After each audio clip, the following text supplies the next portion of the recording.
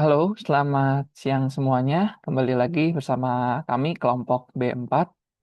Hari ini kami mau coba ngobrol-ngobrol tentang apa aja sih yang udah kita pelajarin di 4 hari kita pendidikan.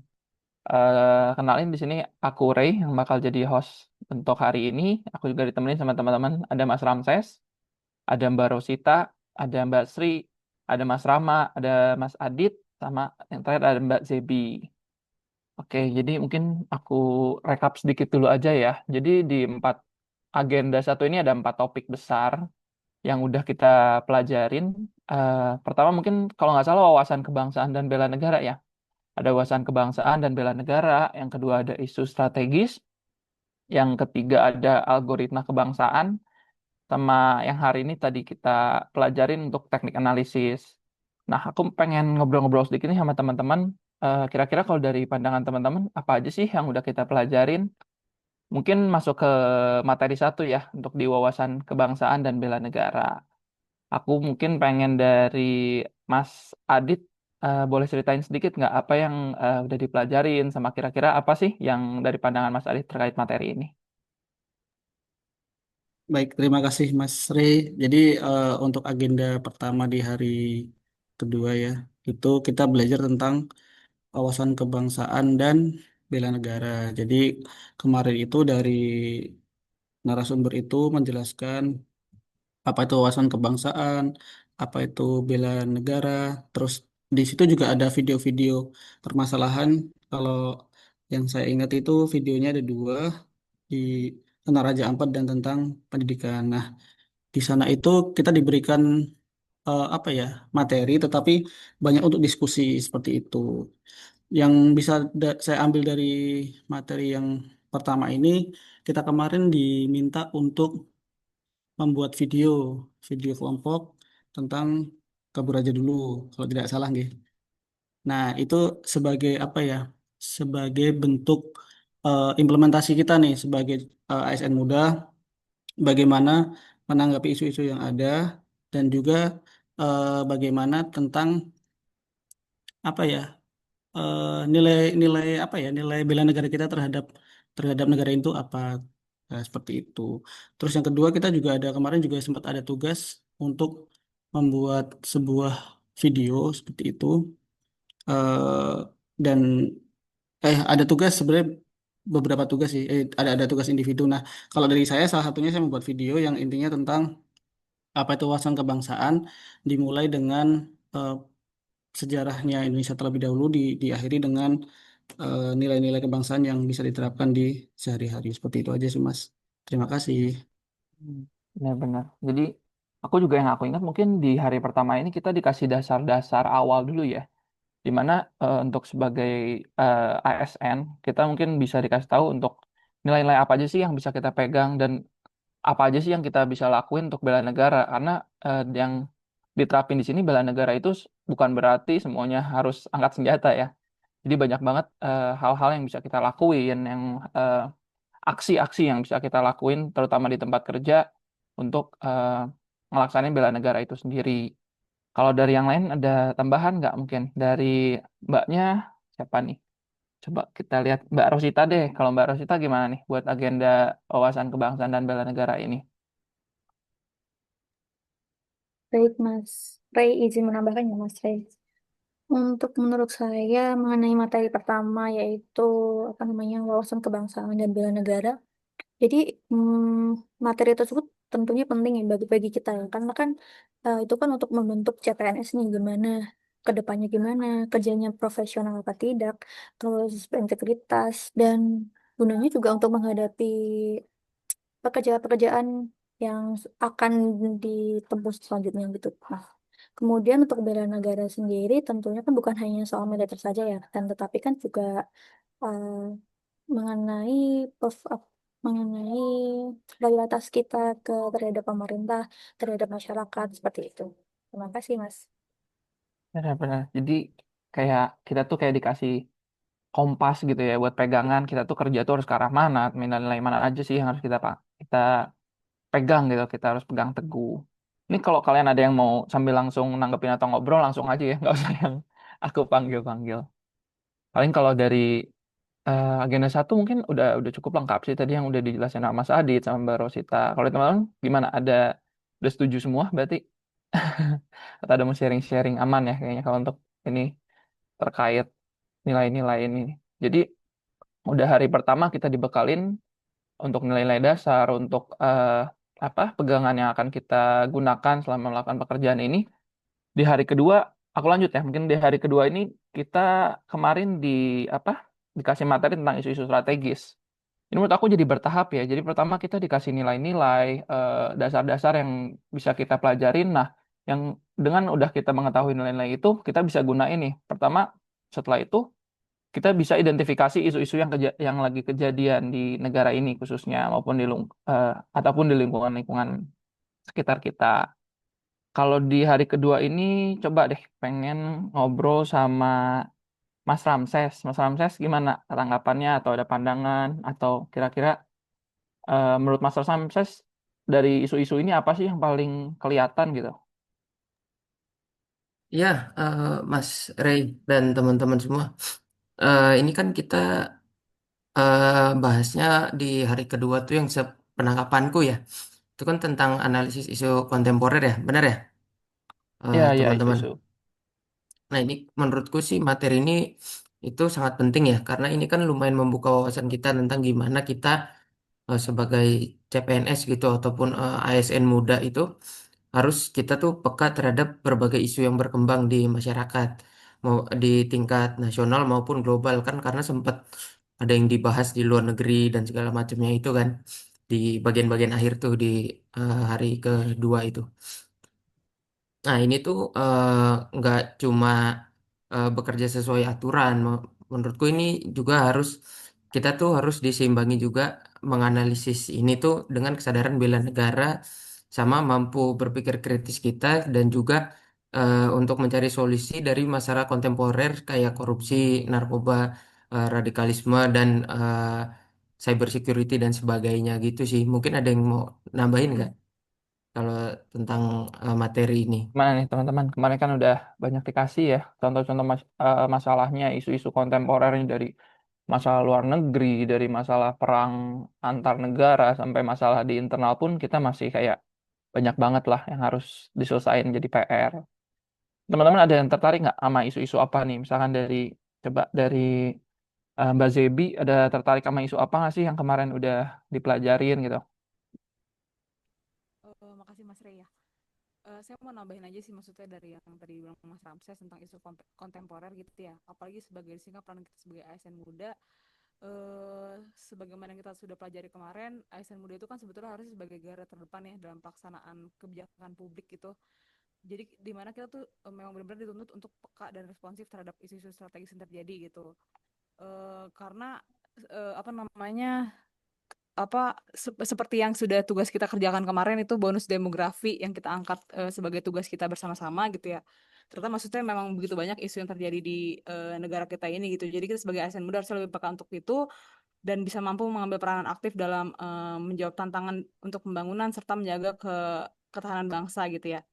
Kalau buat contohnya sendiri, sebenarnya kemarin saya juga sama pemateri kita saya mendiskusikan tentang isu kontemporer yang saya bawa itu tentang apa namanya SDM yang memang di lapangan pekerjaannya masih banyak yang menganggur gitu ya Mas. Dimana kan sebenarnya menjadi isu yang sangat penting gitu untuk apa namanya keberlanjutan bangsa. Maksudnya adalah dengan dampak daripada masyarakat yang dalam usia produktif tidak bekerja itu kan sebetulnya sangat membuat apa namanya banyak permasalahan yang bisa terjadi kemudian gitu ya seperti misalkan terjadi lagi isu ekonomi jadi apa namanya ya dalam hal ekonomi perekonomian jadi menurun dan sebagainya gitu dan bahkan mungkin bisa bisa menuju ke apa kita bisa bilang kriminalisme terjadi gitu ya itu sih yang kemarin saya bawa juga sama pemateri kita sebelumnya mungkin apa maksudnya adalah kita sebagai ASN harus lebih berperan aktif aja sih dalam menghadapi isu-isu yang terjadi dalam negara kita ini terlebih luasnya gitu aja sih Mas mungkin contoh yang Benar-benar saya setuju. berikan Setuju mungkin sih ada Mbak. bisa menanggapi teman-teman. Jadi kalau menurut aku benar yang tadi Mbak Zebi ngomong, kita tuh sebagai ASN di sini dituntut apa? Mungkin kita dengan isu-isu yang sebesar itu kita belum bisa banyak berkontribusi besar ya, tapi mungkin menurut aku sih kita harus mulai dari hal-hal yang kecil. Dari mungkin lingkungan kita sendiri, kita mencoba berperan aktif. Kalau ngelihat orang lain yang kesulitan, kita mencoba membantu. Mungkin jadi dari hal-hal kecil baru nanti kita bisa berangkat dari situ untuk menyelesaikan hal yang masalah-masalah besar. Mungkin ada tambahan lagi nggak dari teman-teman, dari Mas Rama, dari Mbak Sri? Mungkin aku Izin menambahkan, nambahin dikit. Oh ya, silakan, silakan. Oh, silakan, silakan Mas Rama. Mas Rama. Ini ada Oke. insight. Saya dulu ya Mas Ramses. Ada siniar, Pak. Ya, silakan. Ini di hari kedua ini kita masuk ke materi yang lebih praktis ya, yaitu analisis isu kontemporer. Kalau menurut saya ini, isu-isu seperti korupsi, terorisme, dan narkoba itu sangat relevan. Kita juga belajar tentang proxy war dan mass communication sebagai ancaman yang nggak terlihat. Ini menunjukkan bahwa ancaman nggak selalu berbentuk militer, tapi bisa juga melalui media sosial, penyebaran hoax, dan perang informasi memecah belah. Pembelajaran ini tentang analisis isu kontemporer ini membuka mata kita sebagai ASN. Kita harus peka terhadap perubahan lingkungan strategis yang bisa mempengaruhi keutuhan NKRI. Dan yang nggak kalah penting yaitu tentang konflik kepentingan. Materi ini mengingatkan kita untuk selalu menjaga integritas, tidak menggunakan jabatan untuk kepentingan pribadi dan selalu mengutamakan kepentingan publik. Ini adalah inti dari profesionalisme seorang ASN. Itu menurut saya gitu.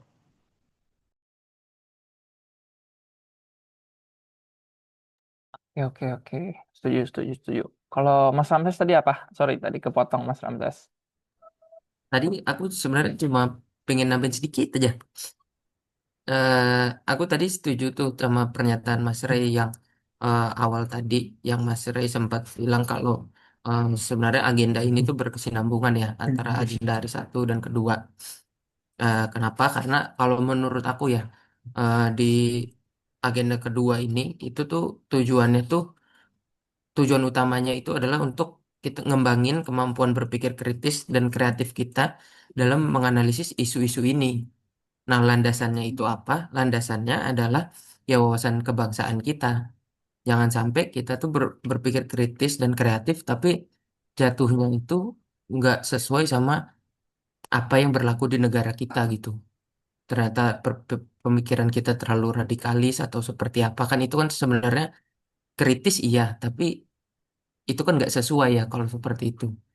Jadi baiknya kita pakemin dulu di landasan kita, di eh, tujuan kita itu adalah untuk membela negara kita, dan juga kita harus mempunyai wawasan kebangsaan, baru kita bisa lari ke eh, isu kontemporer ini, gitu sih. Benar, benar sih, tadi yang iya sih. Jadi yang mungkin aku rasain beberapa hari ini, mungkin yang pertama itu benar-benar dikasih nilai wawasan kebangsaan dan bela negara karena itu benar-benar dasar pondasi yang harus kita serap, yang harus kita ngerti sebelum kita ngejalanin ke tahap-tahapan yang lain gitu kan. Untuk isu-isu strategis ya banyak banget lah ya kita ngobrol di apa hari kedua kita juga bikin podcast terkait apa bonus demografi seru seru. Mungkin kita lanjut ya ke hari ketiga. Hari ketiga itu kemarin kita belajar apa sih? Algoritma kebangsaan ya kalau nggak salah judulnya ya. Benar nggak? Algoritma kebangsaan tuh Betul, Mas. pas awal awal kali baca ya aneh nggak sih apa sih algoritma kebangsaan? Aku pun bingung gitu. Algoritma kan sebenarnya kayak kalau kita mikir-mikir kayak komputer gitu kan kayak apa sih fungsi-fungsi komputer kayak something yang random gitu. Tapi ternyata kalau kemarin udah aku dengerin ternyata ini udah relevan banget sih sama kehidupan kita ASN. Jadi kita tuh dibikin apa ya eh, langkah-langkah yang yang apa ya yang teratur yang untuk apa digunakan untuk menyelesaikan masalah-masalah yang tadi itu sendiri gitu yang tadi kita udah bahas-bahas. Terus kalau ini deh aku coba kalau dari teman-teman ada yang mau ngasih pandangan nggak sih kalau terhadap algoritma kebangsaan ini gimana? Coba tadi siapa nih yang mau ngobrol lagi? Ada Mbak Sri mungkin Mbak Sri, Mbak Rizky, Mbak Rizky, Mbak Rizky. Oke, kalau menurut saya sih algoritma kebangsaan itu lebih ke apa ya? Kita sebagai ASN muda mesti paham gitu loh bahwa kita punya 4 konsensus dasar bangsa, nilai dasar bangsa, yaitu Pancasila, Undang-Undang 1945, NKRI, dan juga Bhinneka Tunggal Ika sebagai semacam filter gitu dalam menyikapi setiap masalah yang ada atau isu-isu kontemporer yang ada gitu loh. Jadi dengan algoritma kebangsaan itu kita bisa memilah gitu mana keputusan atau sikap yang benar-benar sejalan dengan kepentingan bangsa kita juga. Terus satu lagi yang paling penting itu adalah gimana kita menyebarkan awareness nilai-nilai dasar bangsa kita ini kepada teman-teman kita ataupun orang lain gitu loh. Jadi kayak penggunaan konten media sosial yang berisi pesan kebangsaan yang menarik mungkin bisa juga kita gunakan, kita sebarkan untuk membawa alur perubahan sih yang baik tentunya kepada semua orang yang kita kita nilai bisa gitu loh bersama-sama kita untuk membangun bangsa Indonesia ini. Udah sih, itu aja pendapatku. Betul, betul. Jadi memang kalau ngomong algoritma yang kemarin itu banyaknya kita ngomong tentang era digitalisasi ini ya, dimana semua orang tuh udah pasti apa, semua terpaku lah sama yang namanya media sosial ataupun berita-berita, semua itu kita udah jarang banget lihat dari media cetak atau dan lain-lain. Jadi benar kita dimana untuk media sosial ini banyak banget informasi-informasi yang sebenarnya bisa dibilang salah ya atau misinformasi. Jadi sebagai ASN juga menurut aku dari pelajaran ini kita harus berani menggunakan media yang lebih modern, penyesuaian juga untuk generasi-generasi yang lebih muda, untuk nyebarin informasi yang penting juga, justru dan positif pastinya. Kayak misalkan dari konten-kontennya juga kita harus punya ide bikin konten-konten yang menarik juga, bukan cuman positif tapi ngebosenin kan. Jangan sampai kayak orang tuh untuk nge-tap-nya aja tuh nggak ada, untuk niat untuk nge-tap konten itu pun sendiri nggak ada tuh sulit. Jadi itulah gimana kita dituntut untuk kreatif di zaman digitalisasi ini. Benar, benar, benar, benar. Itu udah hari ketiga ya, hari ketiga algoritma kebangsaan. Sama berarti kita ngobrol yang hari ini nih terakhir. Hari ini tadi kita belajar topiknya itu teknik analisis. Sebelum aku ngobrol kemana-mana, ada yang mau sharing lagi nggak sih untuk yang teknik analisis ini? Mungkin aku sharing yang ini ya Mas, yang hari ketiga dulu deh. Oh, Karena boleh, boleh. aku tuh lebih lebih ke tugasnya tuh lebih seru gitu. Ya kan kemarin kita kan sempat bikin podcast podcast tentang what we can do to make PU better and stronger kan. Nah itu tuh Ah, benar, benar, benar. sebenarnya eh, sejalan dengan yang dikatakan Mas Mas Ray tadi bahwa sekarang kan kita menggunakan media sosial. Di podcast kita itu kemarin, sejujurnya saya mendapatkan banyak insight dari anak-anak muda ini ya bahwa eh, ternyata penggunaan media sosial itu sangat penting eh, untuk kita di PU. Apalagi untuk proses-proses apa ya, apalagi teman-teman yang di konstruksi ya di lapangan itu untuk proses penyampaian ke masyarakat seperti itu. Nah, terus yang kedua, dengan adanya media sosial itu, kalau bagi kami yang di akademisi itu juga membantunya dalam artian bagaimana? Pertama, untuk menumbuhkan rasa percaya diri dari mahasiswa untuk ketika praktikum mereka bisa nge-share gitu keluar bahwa oh praktikumnya secara gini gini gini. Yang kedua itu juga bisa menjadi salah satu sumber referensi buat teman-teman yang di lapangan. Barangkali untuk pengujian-pengujian itu ada loh referensi yang dari kita sendiri yang dari PU seperti itu. Jadi algoritma ini tadi emang emang apa ya relasinya ke sosial media juga. Jadi menurut saya untuk yang agenda 3 itu cukup cukup baik dan untuk tugasnya sangat sangat apa ya sangat bermanfaat lah buat kita. Seperti itu sih Mas tambahannya. Setuju, setuju, Mas. Iya sih, untuk agenda 3, soalnya menurutku juga kita paling relevan karena paling nyambung nggak sih sama kehidupan kita sehari-hari yang udah megang selalu digital, sosial media, semuanya itu jadi kita lebih enak untuk menyerapnya. Oke, mungkin ada yang menambahin lagi untuk algoritma kebangsaan. Aman, cukup semua? Cukup kali ya. Udah kita lanjut lagi ke teknik analisis. Siapa dong nih, ada yang mau sharing-sharing untuk teknik ke analisis? Mungkin dari aku dulu ya. Tadi yang aku tangkap ya. Jadi balik lagi ini semua tuh semuanya dalam satu susunan yang memang udah diatur. Kita tuh belajar dari dasar sampai ke depannya. Jadi pertama tadi kita udah dikasih dasar-dasar. nilai wawasan kebangsaan. Setelah kita udah tahu kompasnya, kita bisa identifikasi nih masalah-masalah apa aja sih yang lagi terjadi, masalah-masalah apa aja sih yang ada gitu. Kita biar lebih aware. Di hari ketiga, kita algoritma kebangsaan ini mungkin jatuhnya kita harus lebih menentukan langkah-langkah yang sistematis dan efisien dan efektif pula untuk menyelesaikan masalah-masalah tersebut. Nah, dari keempat ini, yang aku tangkap teknik analisis ini, kita tuh diajarin metode-metode untuk mengidentifikasi penyelesaian masalah itu kayak gimana. Jadi tadi ada 7 ya. Siapa yang masih ingat? Teman-teman ada yang masih ingat nggak sih? Ada 7 apa aja?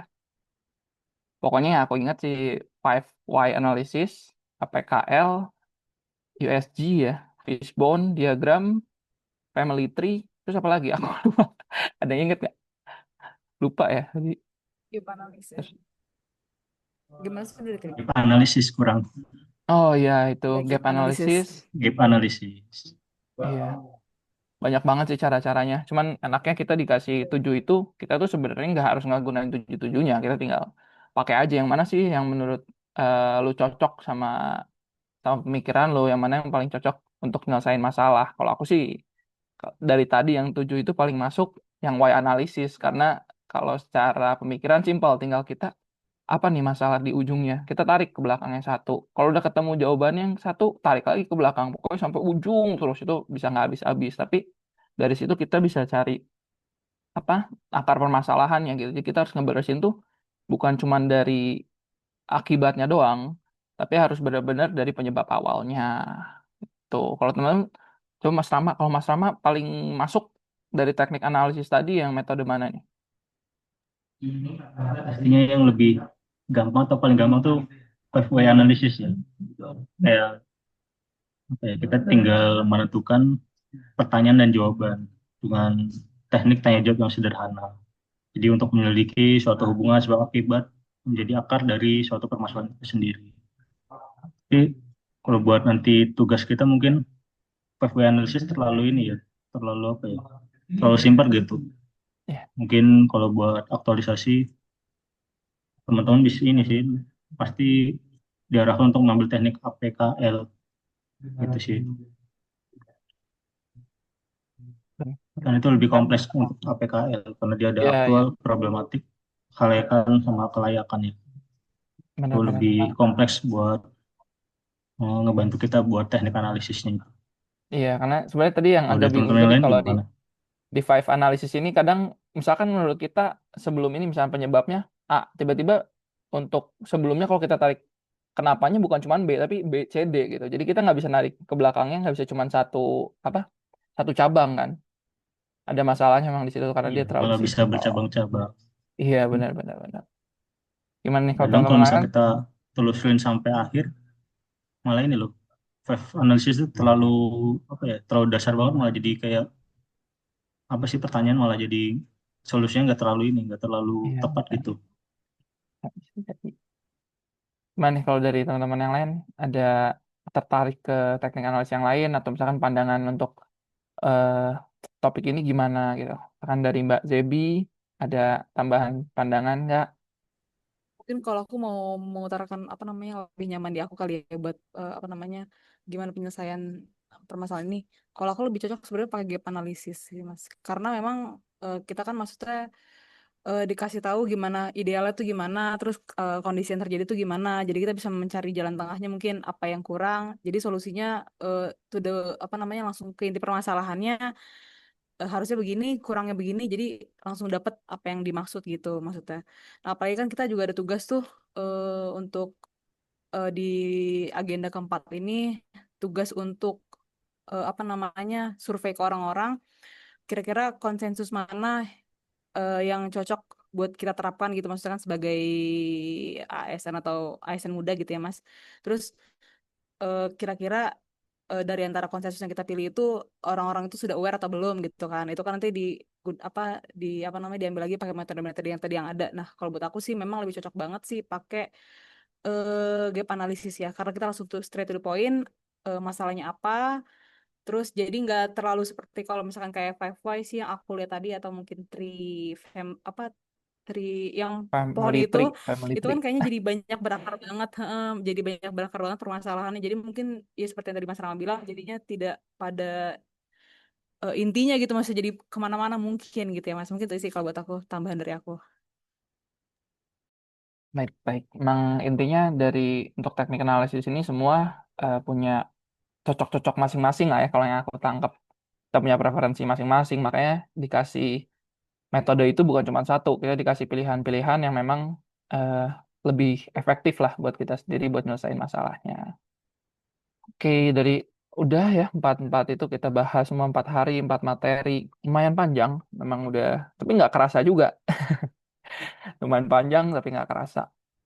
Di mungkin ada yang bisa ngerekap nggak 4 hari ini sebenarnya kita tuh diajarin kayak gimana sih di agenda satu ini? Boleh nggak minta ininya sedikit Mbak Rosita mungkin? Gimana Mas Rey? Mau maaf, lagi Mungkin rame di sini. pengen ada nggak bisa ngasih rekapan dari 4 hari ini tuh sebenarnya memang kita dapat seperti apa dan itu tuh gimana gitu untuk kemanfaat kita ke depannya. Menurut saya kalau misalkan direkap dari hari pertama sampai hari terakhir ini sih, eh pemateri sangat benar-benar apa ya namanya, memberikan wawasan kita gitu loh, untuk bersama, oh ini case, ini dasarnya, kemudian ini case suatu permasalahan, dan kemudian kita disuruh untuk menentukan solusinya dari case-case tersebut. Tentunya kan eh, dalam pekerjaan juga terdapat beberapa permasalahan yang perlu diselesaikan, tentu seperti itu sih.